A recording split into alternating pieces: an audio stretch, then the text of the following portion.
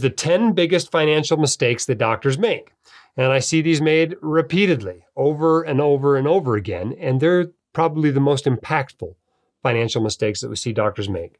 So let's talk about these. The first one is making a bad career decision.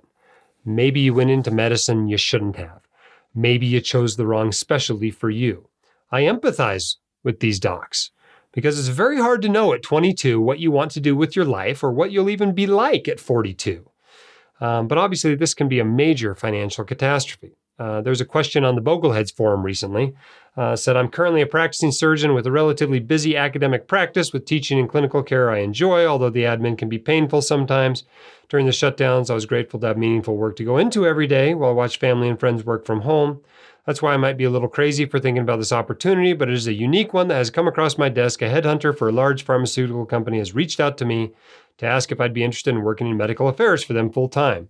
I've done minor consulting, but this would be a full-time 9-to-5 job starting virtually for at least the first year. I'm at a stage in my career. This is kind of a big fork in the road moment for me. I would appreciate any thoughts or recommendations from MDs. The salary is comparable to what I make now as a surgeon, plus stock options. My clinical practice has gotten a little stale, and this may demand more creativity and a different skill set from me. Surgery has already started to take a toll on my body in my mid-30s. I have neck and back pain that I do extensive stretching yoga for, but the wear and tear is already building. Shoot, this is a surgeon in his mid-30s. I mean, do you even get out of residency before your mid-30s when you're going into surgery? How long can you have possibly been in practice at this point if you're in your mid-30s? And at least having physical, if not mental burnout from the career. When I see somebody wanting to change careers in their 30s, it makes you wonder if maybe it wasn't the right career choice in the first place. And I don't want to particularly criticize this doc because this happens all the time. But if you chose something that you don't actually want to do for most of your life, that can be a rather large financial mistake. Now, obviously, he's got enough of a clinical training that now he's quite valuable as a non-clinician, and so he'll probably be just fine. It sounds like he's being offered, just as much money to do something that's not going to do wear and tear on his body. But it makes you wonder about the career choice. And as far as specialty, while it's good to consider your pay and your lifestyle and your debt burden when you choose a specialty, the most important financial aspect of specialty choice is how long you can practice it for. You will come out ahead financially if you practice preventive medicine for 30 years versus ENT for 10. And so longevity of career is probably the most important financial decision. So that argues certainly for choosing something that you're going to love doing for a long time. But if you find plastic surgery and family medicine equally challenging and equally fun, then for heaven's sake, choose plastic surgery. You're going to make a lot more money and your life's going to be a lot easier. But for most of us, there was probably one specialty that was head and shoulders above the others and was obviously the choice for you. And doing something else is probably not only a bad career decision, but probably a bad financial decision too. All right, mistake number 2 the doctors make, not paying attention to their debt-to-income ratio. How much you owe or expect to owe probably should have some effect on how you live your financial life. Maybe that means you find an alternative way to pay for school. You do an MD, PhD, or you join the Health Service Corps or the Indian Health Service, or you take an HPSP scholarship and work in the military for a while, whatever. Maybe it even has a little bearing on your specialty choice, as we discussed above. But most importantly, it should have a huge effect on your job choice after you finish training. If you have massive debt from school, you need to do one of 2 things. Number 1, take a job that's going to qualify for public service loan forgiveness and manage your loans accordingly. Or number 2, take a job that pays more than average for your specialty, maybe well more than average for your specialty. I'm continuously appalled every time I find a doc working part-time or working for 2/3 of what they're worth who's struggling under their student loan burden. They often don't want to relocate to a better paying job or lower cost of living or whatever. They don't even realize that they already made that decision when they decided how much they were going to borrow for school. They already decided that they had to rule out the lower paying jobs in their specialty. Now that decision's just playing out. I mean, did you decide to borrow $650,000 to become a private practice pediatrician? Well, that's when you decided that you're going to live like a resident, not for 2 to 5 years, but for 8 to 10 years. That decision's already been made. Now it's just playing out. So don't try to change it at this point. In addition to just the student loans, too many doctors are way too comfortable with debt. I mean, I run into docs all the time that want to borrow for a car and borrow for another car and borrow for a second home. They're still paying off student loans. Maybe they're still paying off a practice loan. They're actually carrying balances on credit cards. I mean, I know you live on debt during school, and I don't particularly think you ought to feel guilty about doing that as long as you have a plan to take care of it. But that comfort with debt mindset needs to go away when you come out of school. And you need to start living within your means and actually building wealth. And when you are making payments every month with your income, that's your greatest wealth building tool. And you're not going to be able to build much wealth if all of your income is going toward your payments. All right, mistake number 3, failing to insure against financial catastrophe. There are basically 6 financial catastrophes: disability, death, illness, injury, liability, and the loss of expensive property. There are policies available to buy that cover all of these things. And if you're like most docs, you need to buy an insurance policy that'll cover against each one of them. Yet there's docs all over the place who have not yet done so, that are finishing residency or have even been in practice a few years and don't yet have disability insurance. If you're thinking about getting disability insurance as a senior resident, you're already behind the 8 ball. That's something that you should be buying as a intern, really, with your first paycheck.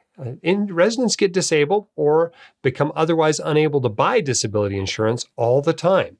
So if you need some help, the sponsor for this episode is Bob Bayani. He does a great job helping docs get disability insurance. If you want to see some of the other people we recommend, you can go to our recommended pages on the website and check out some really great independent insurance agents and get that taken care of.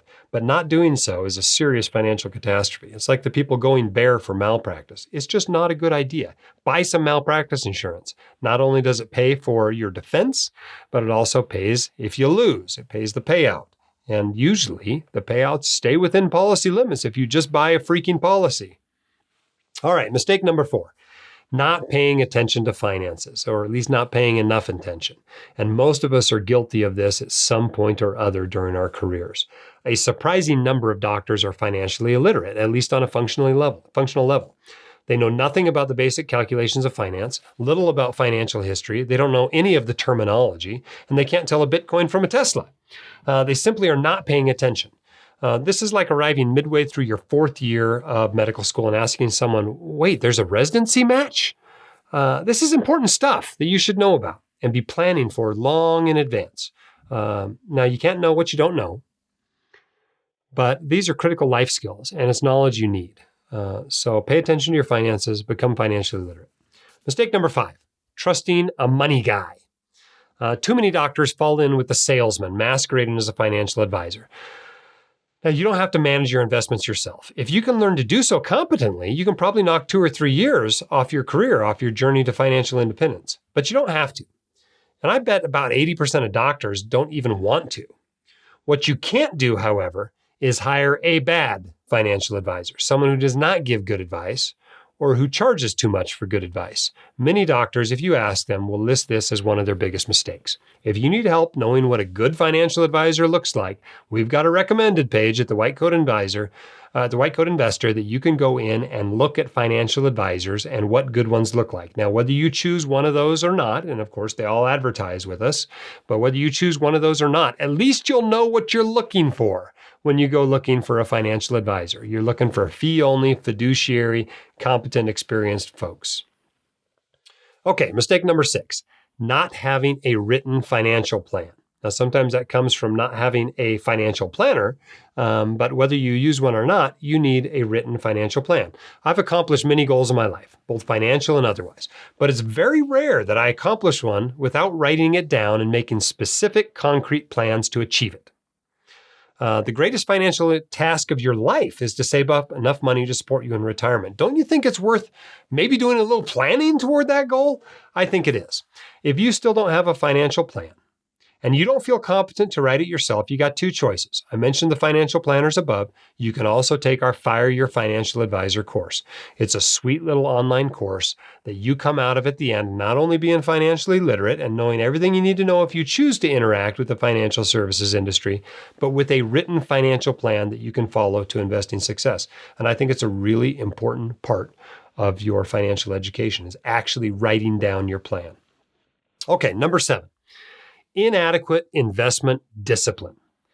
While a far more common error is to have no plan at all, even if you have a plan, it's still critical that you actually follow it, particularly in a downturn. Every day there's going to be temptations to deviate from your plan, to sell low, to chase performance, to continuously tweak the plan, etc. All those changes tend to lead to significant investment underperformance. And I get your emails all the time. I just got one from someone today that talked about all the changes he made to his portfolio in 2020.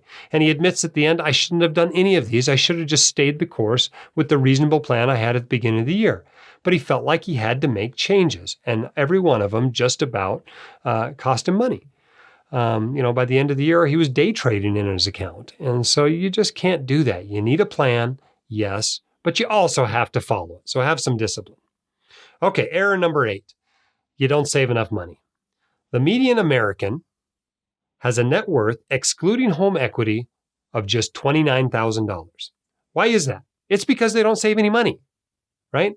I'm not talking about the homeless dude living in a tent downtown. I'm not talking about your neighbor's disabled adult child. I'm not talking about somebody living on $15,000 a year as a part-time restaurant server. I'm talking about the median American. This person has a household income of $60,000 to $70,000, but a net worth of just $29,000. Why is that person so poor on such a great income? Well, there's only one reason. They don't save a significant portion of that income and invest it in some reasonable way. Most doctors, however, are exactly the same, just with a higher income. 25% of doctors in their 60s are not millionaires, including their home equity, including everything. And 11 to 12% have a net worth under $500,000. So doctors are not immune to this. They don't build wealth commensurate with their income either. If you want to grow wealth, you will need to learn to save money. You got to spend less than you earn. It's rule number 1. If you want to help your family, if you want to support charity, if you want to have nice stuff, if you want to find a great work-life balance, you need to save some money. I tell attendings the minimum is 20% of their gross income for retirement. Other savings, you want to save up for a Tesla or a down payment, or you want to save up for your children's college, that's all above and beyond that.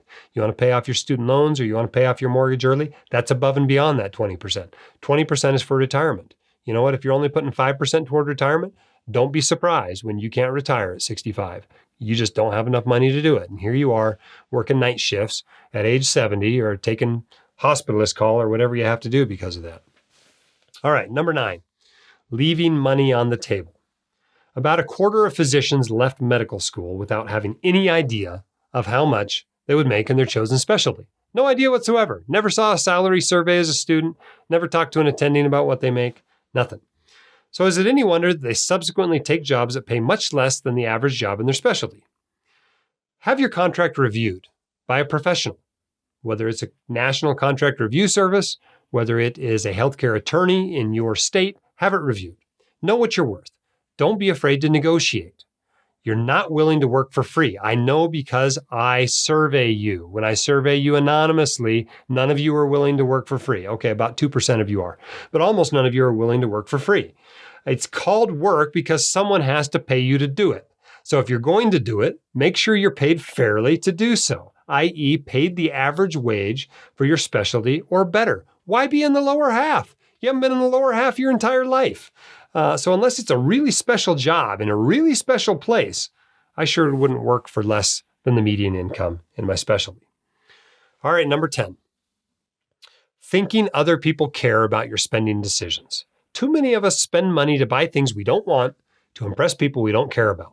Stop doing that. Your patients don't care what you drive. Your neighbors don't care where you vacation.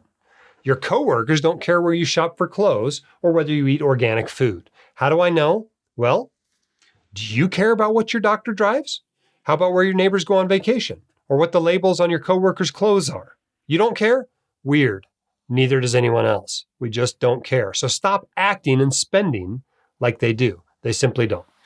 So those are your 10 biggest financial mistakes that doctors make. Make sure you're not making any of them. And you know what? If you can avoid those, you're going to have a wonderful life. You're going to have a great career. You're going to feel financially financially paid well for it. and you're not going to have financial concerns if you can just avoid those mistakes. So often we think we got to get everything right with our finances, but you really don't. You just got to avoid the big screw ups.